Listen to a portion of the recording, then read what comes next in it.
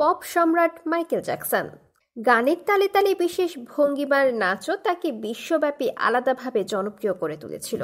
কিন্তু জানেন কি, বিশ্ববিখ্যাত এই গায়ক জনপ্রিয় সিনেমা ফ্র্যাঞ্চাইজি স্পাইডারম্যানের নাম ভূমিকায় অভিনয় করতে চেয়েছিলেন।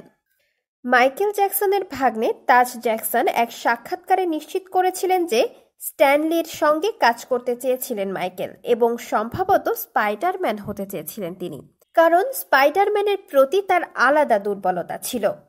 2002 সালে যখন স্পাইডারম্যান মুভি মুক্তি পায় তখন জ্যাকসনের বয়স 40-এর কোঠায়।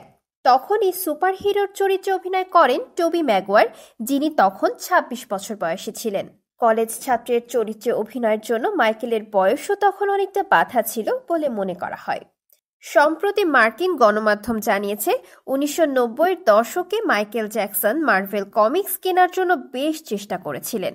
তার লক্ষ্য ছিল মিডিয়া সাম্রাজ্য করে তোলা নয়, বরং স্পাইডারম্যানের চরিত্রে অভিনয় করা। সেই সময় মার্ভেল ভেঙে পড়ার দ্বারপ্রান্তে ছিল এবং 1996 সালে প্রতিষ্ঠানটি দেউলিয়া হয়ে যায়। জ্যাকসন প্রতিষ্ঠানটি বাঁচানোর একটি সুযোগ দেখেছিলেন এবং পরিবারের সঙ্গে কোম্পানিটি কেনার বিষয়ে আলোচনাও করেছিলেন বলে জানা গেছে। এই সিদ্ধান্ত থেকে তিনি তখন সিনেমাটির জন্য দারুণ গল্পও খুঁজেছেন। এমনিতেই মাইকেলের গানের ভিডিওগুলো প্রত্যেকটি একটি স্বতন্ত্র স্বল্পদৈর্ঘ্য সিনেমা ছিল, যেখানে জন ল্যান্ডিস ও মার্টিন স্করসেজির মতো হলিউড নির্মাতারা কাজ করেছেন।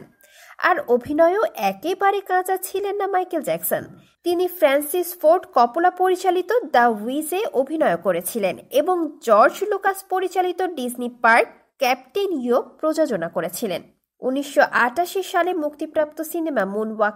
শুধু তাই নয়, এই সুপারহিরোর চরিত্রে অভিনয়ের জন্য তিনি 90-এর দশকে এই ফ্র্যাঞ্চাইজির প্রযোজনা প্রতিষ্ঠান মার্ভেলও কেনার চেষ্টা করেছিলেন। যদি এটা সত্যি হতো তাহলে সুপারহিরোর ইতিহাস বদলে যেত। Aditi Fariha, news page BD.